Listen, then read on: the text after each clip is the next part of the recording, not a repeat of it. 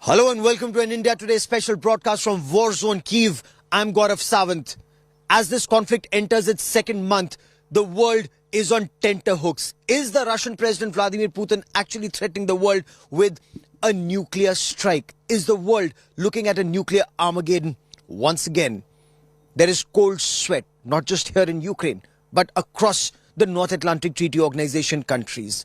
The nuclear strategic forces, the defense forces of Russia, they've carried out an exercise. What is the signal? Is the world looking at a nuclear strike? Even if it's a tactical nuclear strike, it's a very scary thought. Over the course of the next half hour, we get you details of this nuclear blackmail.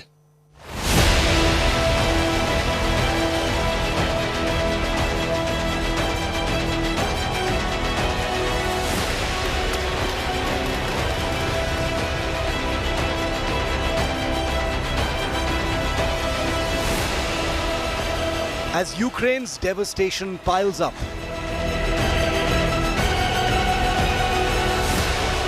an unthinkable cloud looms large. Russia places nukes on high alert.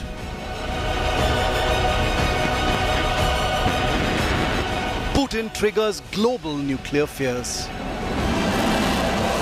Nervous NATO nuclear powers on edge.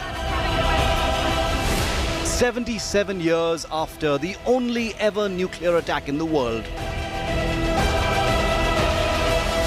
Nuclear nerves grip the globe again. Muscle flexing, or is there a real nuclear threat? Is a nuclear war a possibility at all? The nuclear ghost rises again.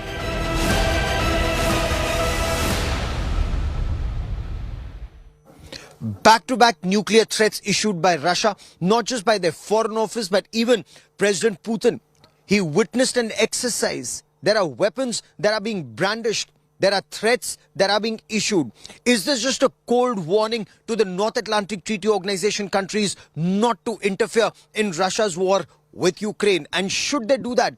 Is there an apprehension that there could be a tactical nuclear strike that could actually happen on ground? Cold sweat across this region. Russia's words cannot be taken lightly.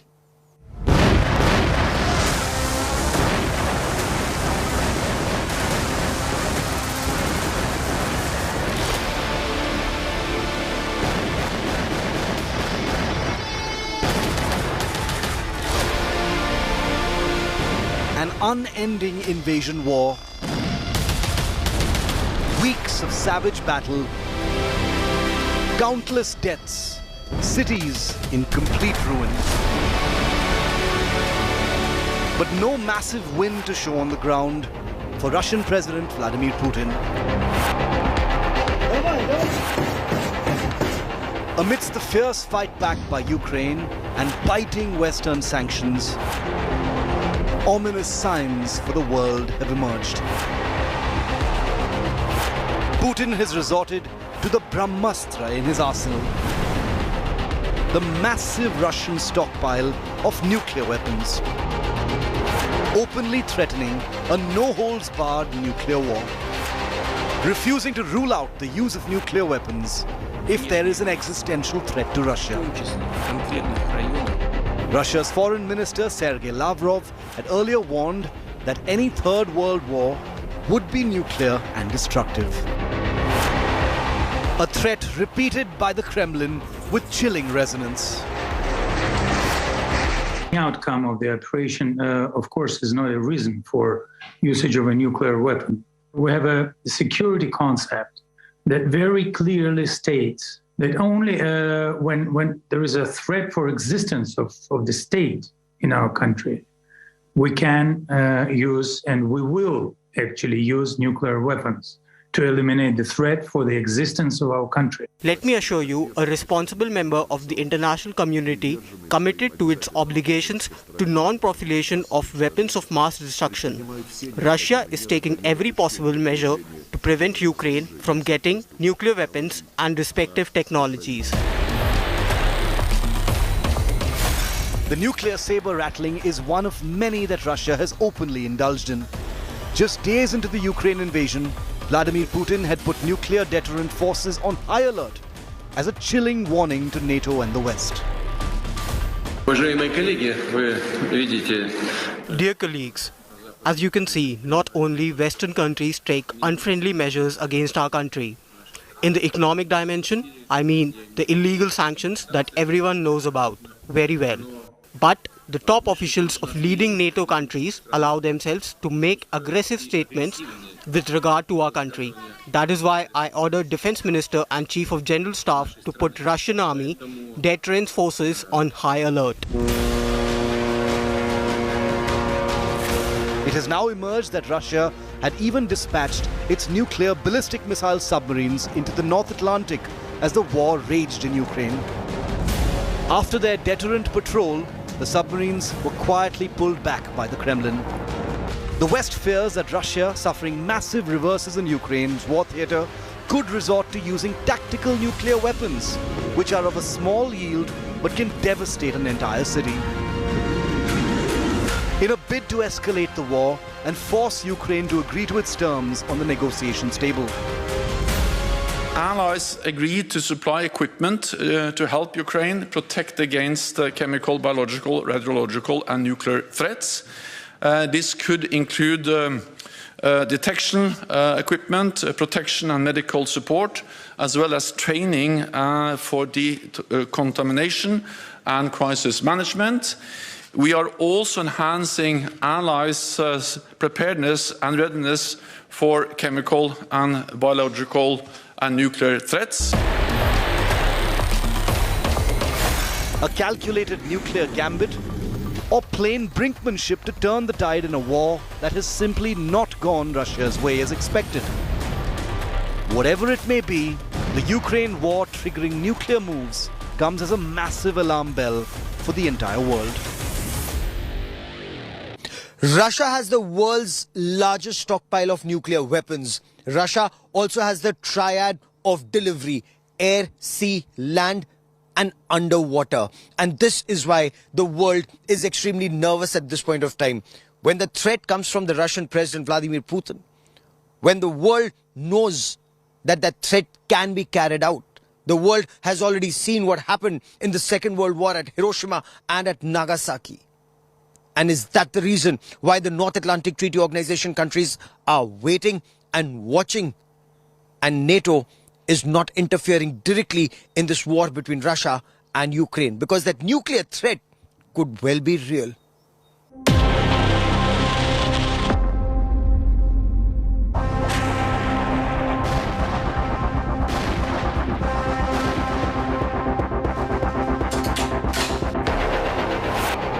Debris, devastation, damage.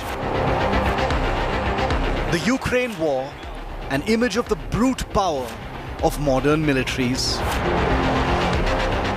But nothing comes close to the kind of doom that would become real if the threats being thrown about by the powers at play come to life. With Putin putting the world on nuclear notice by placing his strategic arsenal on war alert, you may be wondering about the strength of the world's nuclear weapons arsenal. You may not know this, but Vladimir Putin currently controls the world's largest stockpile of nuclear weapons. Russia, during this crisis, has made not one, not two, but 3 nuclear threats. They've even operationalized and put on high alert their nuclear arsenal. Here's a look at the number of nuclear warheads that each country is known to have just now, because it's all about the numbers. Russia is the country with the largest nuclear arsenal, with over 6,200 nuclear warheads at this point of time. The United States has just a few, somewhat fewer warheads, no less powerful, at 5,550. And then there's China, which has 350 nuclear weapons at this time. For comparison, the only other two NATO countries in Europe that have nuclear weapons are, of course, France, which has 290. You've got UK, which has 225. Pakistan has 164. Remember, in the nuclear world, These numbers are enough to destroy the world many times over. India has 156 nuclear weapons. Israel has about 90. North Korea, we think, has between 40 and 50 nuclear weapons. Each of the nuclear powers also have formidable delivery systems to deliver their weapons of mass destruction. Starting with the most secretive and stealthy platforms, nuclear-powered ballistic missile submarines, some of which Russia had sailed into the North Atlantic at the beginning of this invasion of Ukraine. So starting with the Russian nuclear ballistic missile submarines, like we said, is the Bore class of submarine. There are 10 that are supposed to be in service, and their main weapon is the Bulava intercontinental submarine-launched ballistic missile. The Bore class is the mainstay. Moving on to the United States, they have a fleet of 14 Ohio-class SSBMs, or ballistic missile nuclear-powered submarines. The Trident ICBM is the primary nuclear weapon on those submarines. Then you've got China, which has a fleet of 6 Jin-class nuclear-powered ballistic missile submarines, which have the Julang-2 missile, which is their major primary deterrent weapon. Moving on to France, it has the Triomphant class, a fleet of 4 such submarines, nuclear ballistic missile submarines, where they've got their own weapon system on board those as well. Those also go out on strategic deterrent patrols. Moving on to India, of course, we've got 2 Arihant class nuclear-powered ballistic missile submarines. The Agni series of missiles and their derivatives, the K-15 and the K-4 missiles, are our nuclear-capable submarine-launched missiles on that particular submarine. And finally, the United Kingdom has the Vanguard class, a fleet of 4 nuclear-powered ballistic missile submarines, where the US-built Trident missiles are the primary nuclear weapon on board those submarines. So many, many nuclear-powered ballistic missile submarines already in the world. Nuclear powers also have land-launched ballistic missiles designed for intercontinental range nuclear delivery. Russia depends on its arsenal of Topol-M long-range ballistic missiles designed for nuclear strike out to ranges of 11,000 kilometers. The US has Minuteman III ballistic missiles capable of delivering nuclear warheads out to 13,000 kilometers. China's Dongfeng series of ballistic missiles have large ranges to deliver nuclear warheads, including the Dongfeng 31, capable of nuclear strike out to over 11,000 kilometers. And remember, the land leg of India's own nuclear command has the Agni 5 missile, capable of carrying out a nuclear attack out to 5,500 kilometers or more. All of these long-range missile systems are operational and ready to be deployed at short notice. And in response to Russia's nuclear signaling, are in fact on reciprocal high alert. And apart from land and sea, there's always the aerial option for nuclear bombing, very much like the first and only nuclear attack over Hiroshima and Nagasaki in 1945. The aerial option exists to this day with nuclear powers. Russia, which has been using the Kinzhal air-launched ballistic missile in Ukraine, has been fitting them with non-nuclear warheads.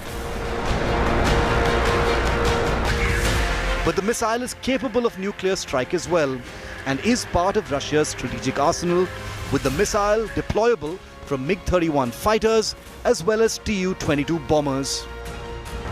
The United States nuclear air delivery platforms include the world's first stealth bomber, the B-2 Spirit, an enigmatic airplane capable of penetrating highly contested airspace for strategic bombing, and the monster B-52 Stratofortress, an 8-engined behemoth that's seen half a century of nuclear readiness.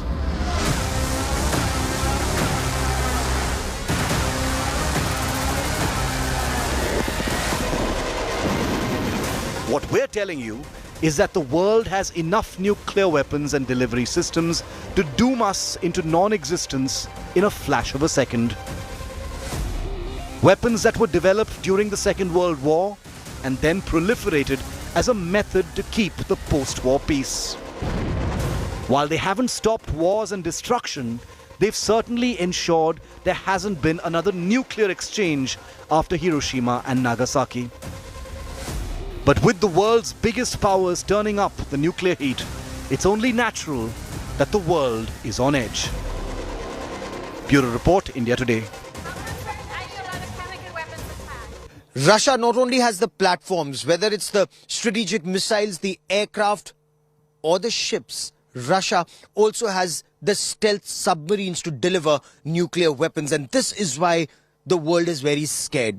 Now, these submarines, the prowling underwater weapons of war, are extremely scary. So what's life on board a nuclear submarine, and a submarine that has the capability to deliver death and destruction silently, stealthily, almost anywhere in the world? Nuclear weapons have been used only once in the history of mankind. After the Pearl Harbor debacle, United States used nuclear weapons in Hiroshima and Nagasaki.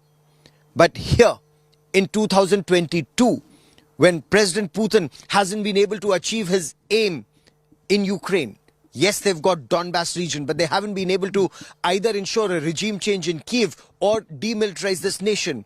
Will desperation make President Putin use a tactical nuclear strike? Or is this just a threat to ensure that nuclear powers or North Atlantic Treaty powers, they don't get involved in this battle? What happened at Hiroshima and Nagasaki 77 years ago? The world still shivers at the thought of the use of nuclear weapons. We bring you this report.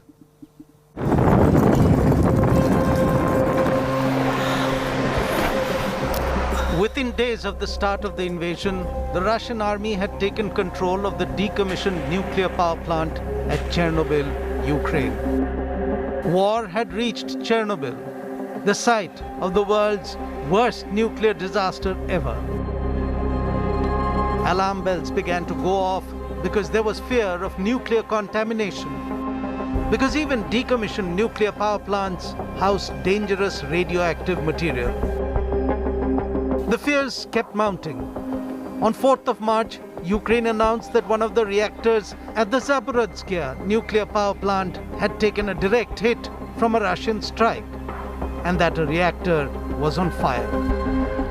The worst fears of a nuclear fallout of the war was becoming increasingly real, especially because of the sword hanging over the neck of the world. On 28th of February, Vladimir Putin had ordered Russia's military to put its nuclear weapons on special alert. He told his defense chiefs that this was because of aggressive statements by the West. Всем понятно, что Третья мировая может быть только ядерной. Но обращаю ваше внимание, что это в голове западных политиков. A point that no one can forget is that Russia has the world's largest stockpile of nuclear weapons, even more than the USA, the only country that had ever used it in war. A short time ago, an American airplane dropped one bomb on Hiroshima and destroyed its usefulness to the enemy. That bomb has more power than 20,000 tons of TNT. The Japanese began the war from the air at Pearl Harbor. They have been repaid many-fold, and the end is not yet. With this bomb, we have now added a new and revolutionary increase in destruction to supplement the growing power of our armed forces. In their present form, these bombs are now in production, and even more powerful forms are in development. It is an atomic bomb. On 6th of August 1945, the United States of America had dropped an atom bomb on Hiroshima. 80,000 people were killed by the blast and the firestorm that followed. Another 70,000 were injured. The bomb had been dropped to force Japan to end the World War in the East. But Japan did not surrender. 3 days later, it was the turn of Nagasaki. 40,000 people killed, 60,000 injured. Within a gap of 3 days, 120,000 Japanese had been obliterated from the face of the earth to force Japan out of the war. On 12th of August 1945, Japan finally surrendered. But Hiroshima and Nagasaki stood witness to the horrors that nuclear detonation can unleash. Not just in immediate deaths, but the festering radioactive fallout that can last decades, over generations. Children born disfigured, rampant prevalence of cancer and pain of those who survived the actual bombing. The survivors who had lived through a nuclear bomb. Російські війська атакували Запорізьку атомну станцію, найбільшу в Європі. Вона одна могла бути як 6 Чорнобилів. Російські танкісти знали, що вони обстрілюють. Прямою наводкою по станції – це терор небаченого рівня. In 1994, when Ukraine had voted independence from the disintegrating Soviet Union, it had the third biggest pile of nuclear weaponry in the world, its share of the nuclear arsenal of USSR. Ukraine had given up its entire stockpile for the sake of peace. Washington and Moscow stood guarantors to Ukraine's peace, signaling that that country would never need such weapons. We have a concept of domestic security. And, well, it's public. You can read all the reasons for nuclear arms to be used. So if it is an existential threat for our country, then it can be used in accordance with our concept. 36 years later, the fear of a nuclear war in Eastern Europe is cause for concern for everybody.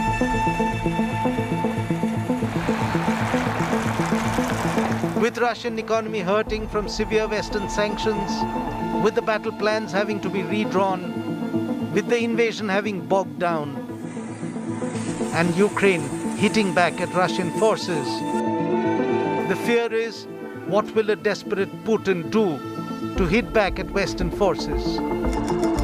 Will Putin go nuclear? Will Putin go ballistic? Will Vladimir Putin drag the world into a wider war? A war where nuclear weapons are used.